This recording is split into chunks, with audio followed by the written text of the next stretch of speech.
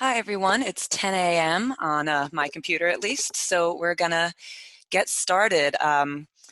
My name is Jill Locascio and I'm from SUNY Optometry in New York City, the Digital and Technical Services Librarian there, and I'm also the chair of the SUNYLA Midwinter Online Conference Committee, and I would like to welcome you to this year's conference, Life After Migration, Making ALMA and Primo Work for Everyone. This is our 6th conference. We started in 2015, and we're really thrilled to be here bringing you this program today. This is our biggest conference by far to date. So before we get started, we have a few housekeeping items that we just want to go through. If you have any questions for the presenters, please just use that Q&A button and ask away. If you're having any technical difficulties, you can contact Bill Jones by email at jonesw@geneseo.edu, phone number 585-245-6448. And if you happen to be doing any tweeting during the conference, we do have a hashtag, and that's SUNYLA MW20, SUNY SUNYLA MW20.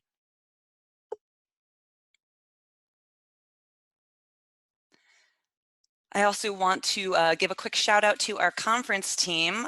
Without the hard work of everyone on this team, none of this would be possible. We really enjoy bringing this conference to everyone every year, and it takes some work.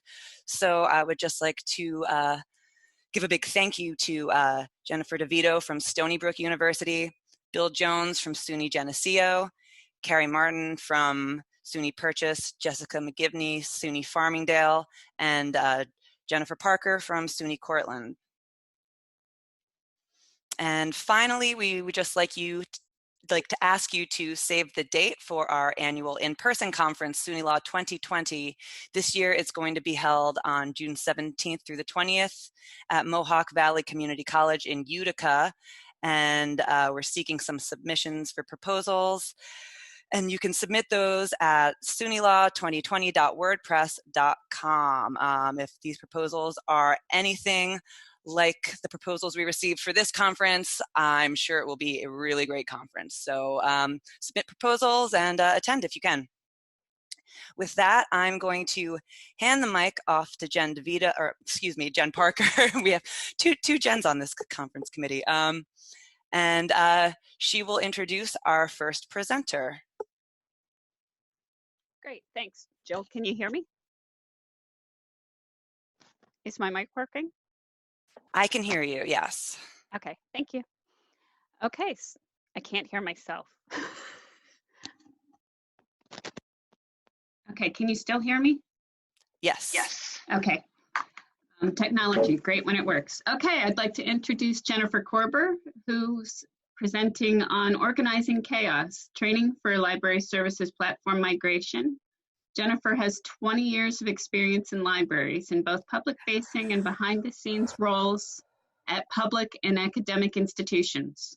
After 17 years at the Boston Public Library, she established her own business, providing technology training and consulting services to libraries.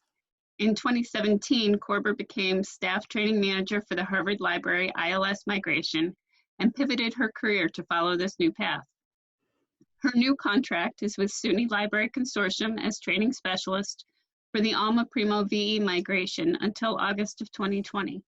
She has written extensively for Library Journal and is the co-author with Michael P. Sowers of Emerging Technologies, a primer for librarians by Roman and Littlefield, published in 2015.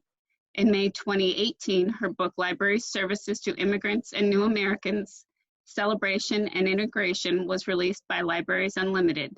In what remains of her free time, she's a crafter, photographer, and traveler. And you can visit her online at www.jenniferkorber.com. Thanks for presenting this morning, Jen. And I will let you know at the 20-minute mark, if that's okay. That sounds great. Can everyone hear me?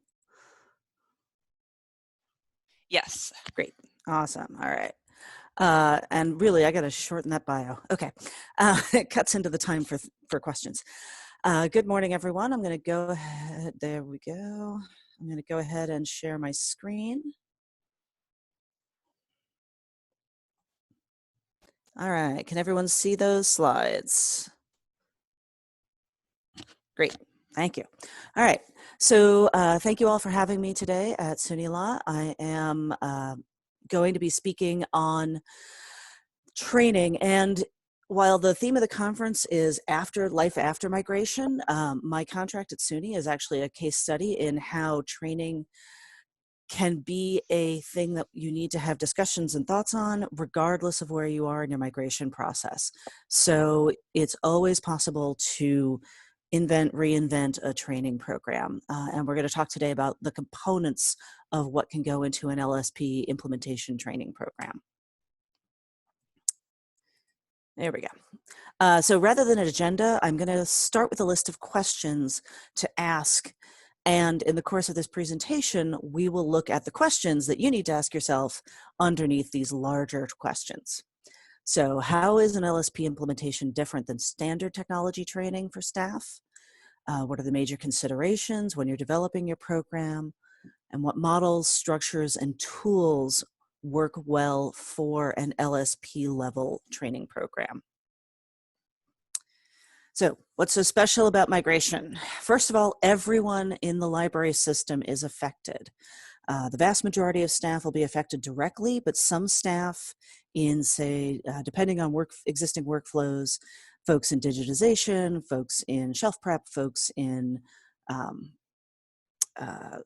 other areas may or may not be affected as directly as, say, circulation or the vast majority of tech services, where there will be major disruptions.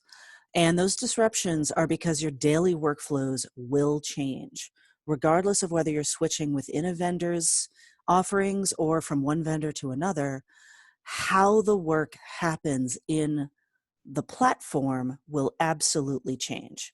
And so therefore, you have to allow not just for learning the new tool, but time for staff to get used to those new workflows and seeing how those new workflows can be hopefully an improvement.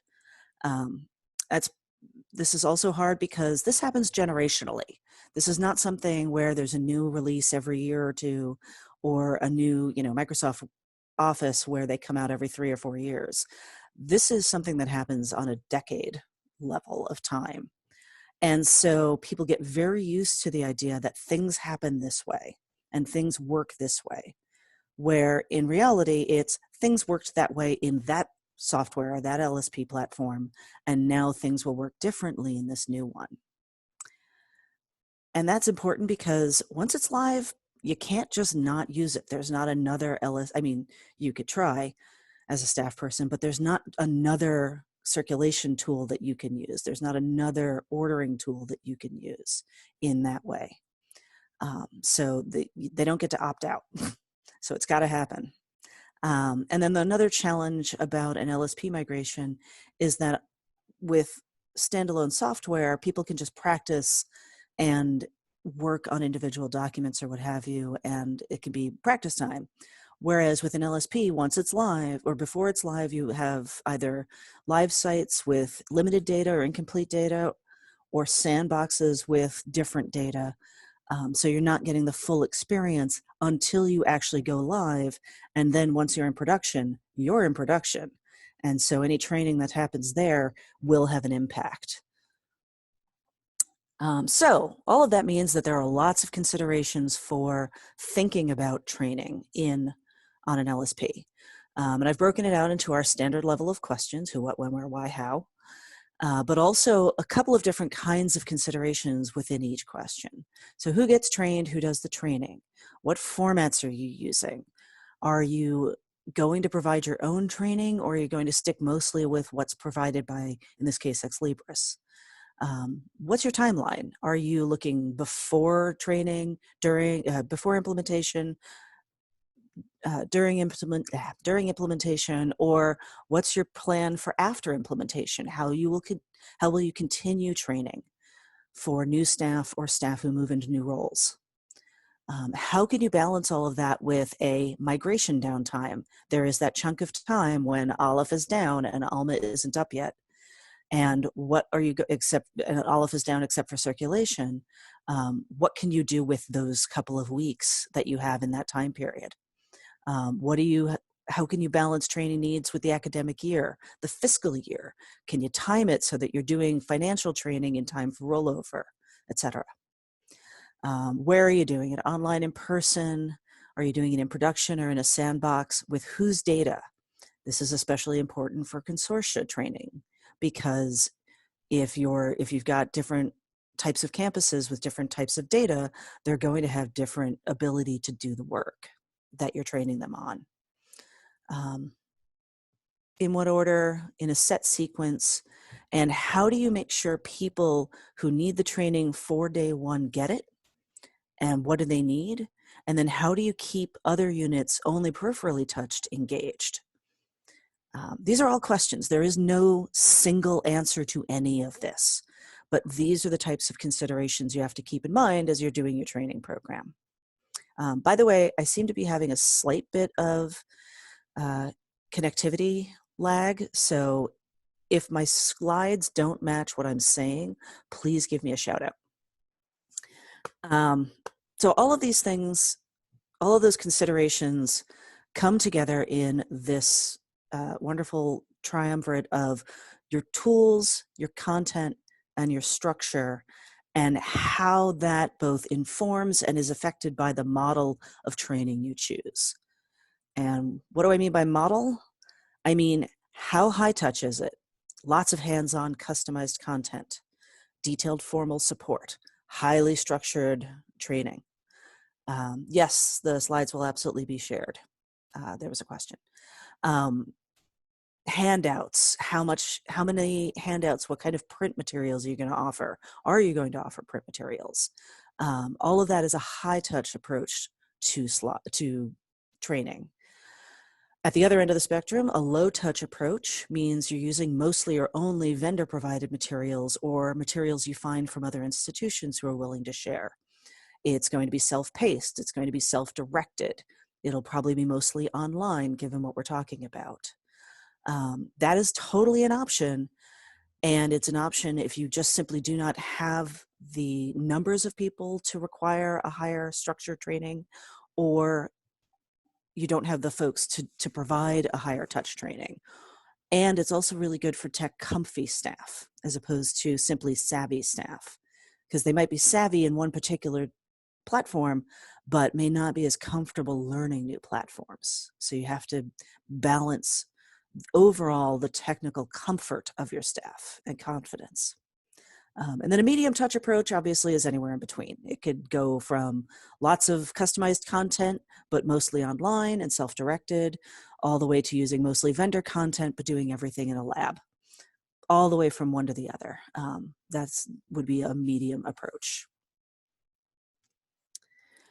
So for structure and content, and yes, I am totally blowing through these slides quickly because I want to make sure we get time for questions at the end, and also because I want to show off the examples. For structure and content, what you want to do, first of all, is develop a curriculum. You want to break the large swath of possible options into classes and sequences. There are definitely going to be a couple of general sessions for all of your staff. In ALMA, it tends to be search and sets. Working with jobs affects all functional areas. Oddly enough, working with item records. Different functional areas work with item records in different ways, but all of them work with item records somehow for the most part. So you might want to offer, at Harvard we did items and holdings as a separate class that was cross-functional in nature. Those are possibilities for places where you see that sort of thing. We did work orders as another cross-functional session. For functional, and then otherwise you want to, what seems to work well is to break things out into the major functional areas of ALMA and then go through either record or process life cycles. So the process of ordering, the process including all the way to invoicing and claims, the process of the circ desk, the life cycle of a holdings record, whatever that sequence that makes sense for your staff needs would be. And then break it down into specific features and needs. Another question you're going to have to ask about structure, do you have full-time trainers? Can you go with volunteer staff trainers, aka the train the trainer model? Or will you be working with a mix of those two? If you're going with volunteer trainers, are you going to create scripts for folks, or are you going to ask them to basically come up with their own material? If the latter, how do you ensure that consistency across trainers? How do you make sure that everyone who is trained by any volunteer trainer gets the same basic information and gets the same experience? Standardized scripts or outlines is a way to to assure that. Next, your content sources. Content, remember, can be anything. It can be either highly customized materials that you develop. It can be ex libris documentation. It could be the ex libris training videos, both the ALMA Essentials and the admin certification training videos. All of that is viable content for whatever training you provide. So are materials from other institutions. There is a growing body of videos and documentation and training plans available that people haven't put behind passwords out there or are actively sharing, such as both Harvard and SUNY. And just make sure you use those materials with attribution. So if, for instance, I'll let you know that the analytics materials coming out of Harvard are really, really well developed, and just go ahead and use those with attribution. And they're more than happy to have that happen. So, okay, we've talked about the model, we've talked a little bit about content and structure and how you might set it up, but the real meat of this is the tools that you use. So this is just an overview. We're going to go through them all in a minute. But obviously vendor provided, developed locally, whether it's hands-on or web-based training or documentation, but then individual practice, encouraging and even requiring staff to go back and practice at their desks in real situations. It might be in a sandbox, but with real books, real materials, real records, and getting them used to the daily ins and outs of their work is mandatory. You cannot learn an entire platform just by sitting in training, whether it's hands-on or not. It's impossible. You have to get in there and actually use the tool. You have to get in there and get the muscle memory of those processes. Because a lot of folks, for instance, got used to macros or got used to shortcuts. And those will all change by default because of the differences between the platforms. So and a lot of folks may also try to make the new platform work the same way that the old platform did and do the things the same way when that's not actually using any of the features of the new platform. So getting people to practice, getting them to actually be in their space, doing their work and practicing is a critical part of this. And one way to help with that are the informal peer supports, either an official mentor program or a buddy program like Workout Buddies, where you go to trainings together and then you go home and do your homework together. And those can be within a particular department or functional area or across them.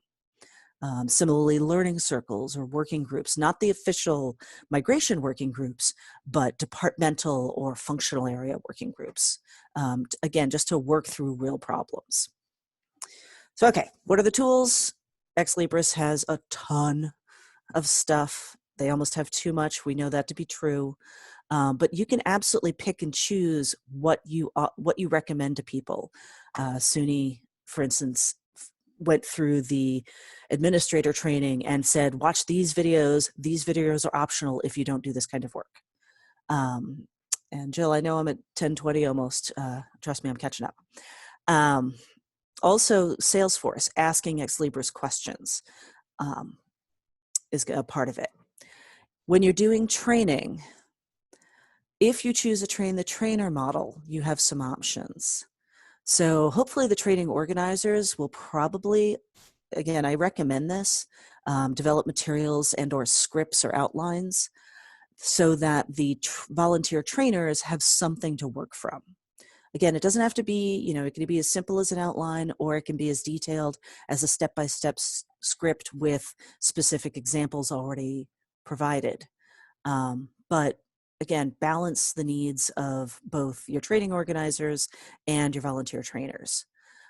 Those trainers can be either functional area specialists who learn how to give training, or training specialists who learn primo and then can provide that training. A good mix of both is actually great, because then you get people who are really good trainers who just need to learn the material. And then you also have the functional area specialists who can answer the deeper questions that aren't just about how the thing works. Then those folks are going to go out and train your staff, and you can organize the trainings either within the same functional area but across departments or libraries. You can do cross-functional trainings, so like with items I mentioned, you can start with so you start with one type of thing or one process and have folks from acquisitions learn the bits of cataloging they need, for instance, or working with items, or the circ folks who need to work with items. You get them all together in a room and do it cross-functionally that way. Hopefully, these folks will also learn how to pass on training to others. So you train the trainers go out and train the staff will train other staff, they will train student workers, they will have picked up the model of how to train from the trainers and then pass that on as well, and turn around, become trainers themselves possibly in the future. Hands-on training, obviously, best way for people to learn, but it can be logistics heavy unless you already have that infrastructure in place. Definitely when you're doing hands-on training, particularly for more complex topics like cataloging, working with the metadata editor, consider having facilitators. So there's the trainer leading the room, but then there are facilitators walking around and actually helping people get back up to speed if they've lost their place. You're teaching them the tool. You're not teaching people how to be catalogers. You're teaching them how to use the metadata editor. So be careful as you do this training to emphasize that you're teaching the tool itself. This is how ALMA works.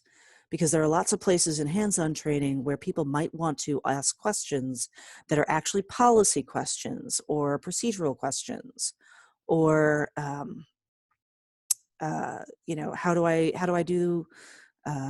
what part of catalog, what field should this information go into in cataloging?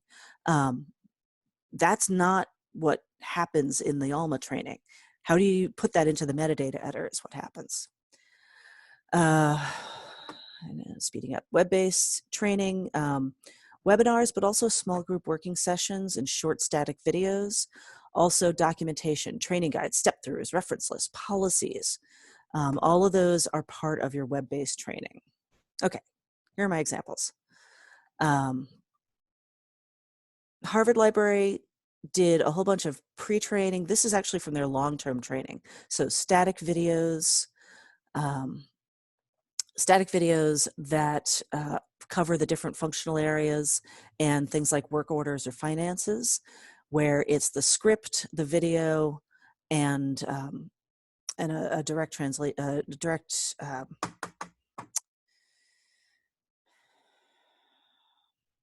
actual words that are spoken in the video, which the word is escaping me at the moment. Also for their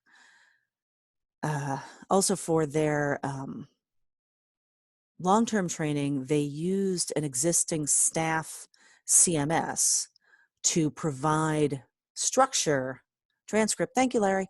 A transcript for the videos, and then they used a staff training CMS to provide the structure, but then all of the content lived in this wiki.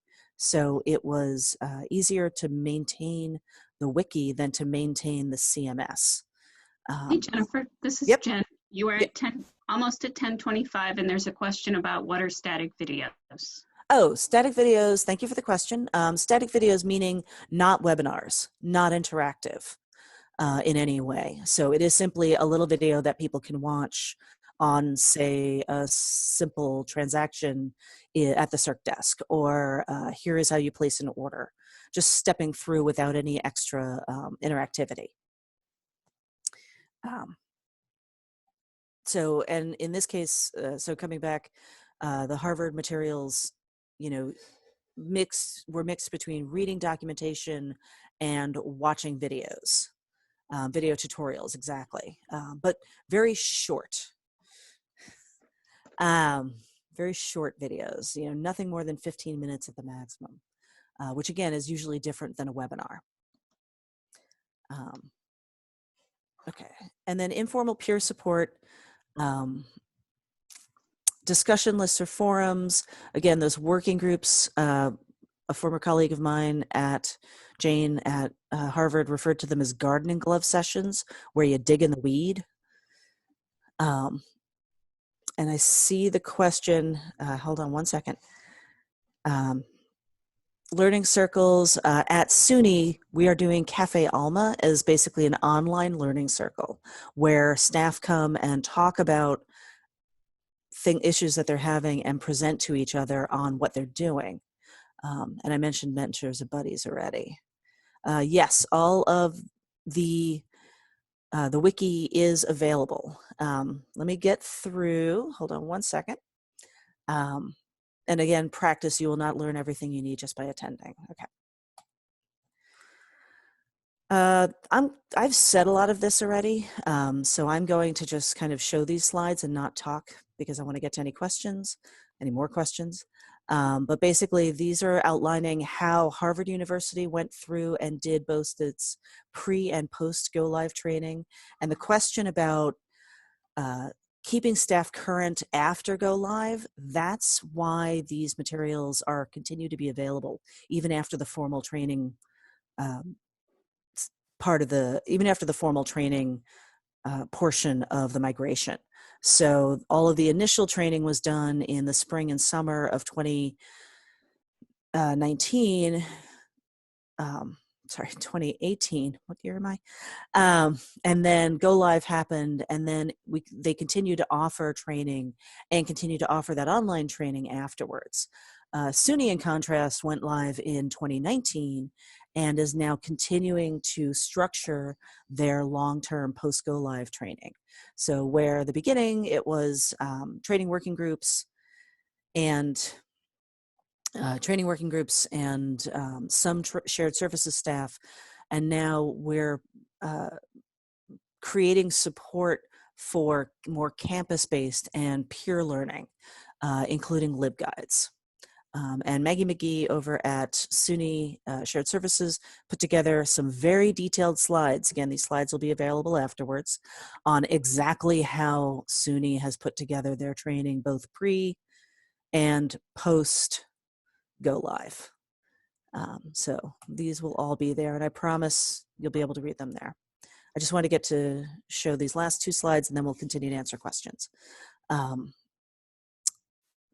Another great resource for information about training is the Aluna document repository, which is where I found a couple of presentations on using course management and coordinating staff training for an LSP from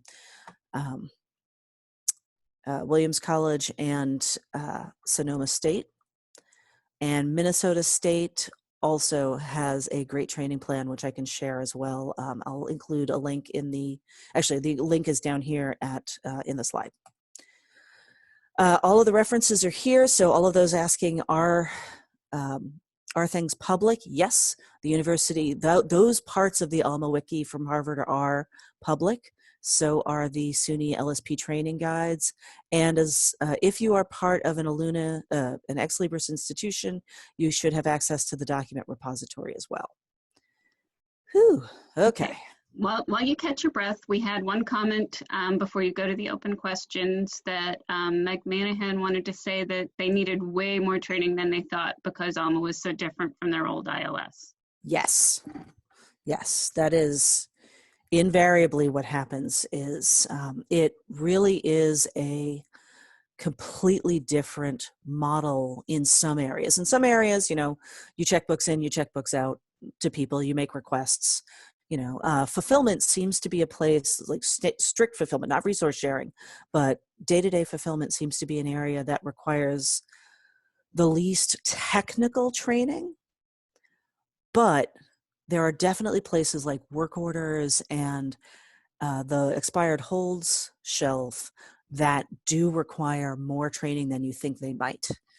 So keep an eye out for that. We'll be focusing on cataloging, starting with OCLC. When you said CMS, I do mean content management. Either one. You can see that Harvard, so there was a question about CMS as a content management system or course management system, an LMS. I actually, when I was saying CMS earlier, I should have been saying LMS, Learning Management System.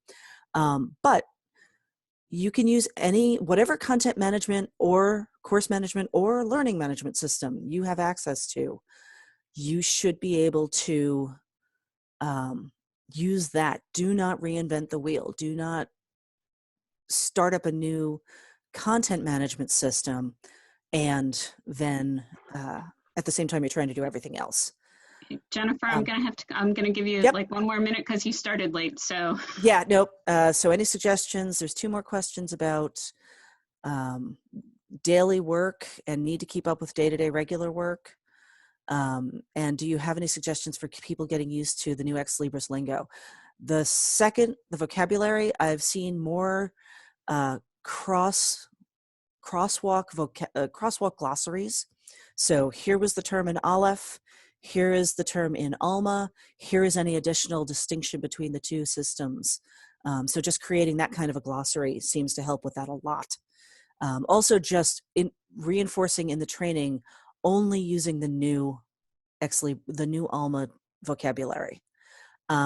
Suggestions for thinly staffed and need to keep up with day-to-day regular work. That's what I meant when I said work with the flow of things. You know, don't try to train your course reserves folks while they're doing the bulk of their course reserves work. Let them wait until after then. Don't try to train your finance people when they are in the middle of doing those last 3 weeks of heavy-duty rollover stuff at the end of the fiscal year. Do train your acquisition staff while ordering is suspended during the shutdown between when you have to shut down Aleph and start Alma. You know, play with the schedule, play with the when are things available, when are people available. okay, there's a comment that Carly has a crosswalk vocabulary that as well. From Voyager, yeah. Yes. Or SFX, or, you know, whatever systems. The question about using Canvas, sure, use Canvas. Seriously, use whatever works. Okay, I need to stop talking.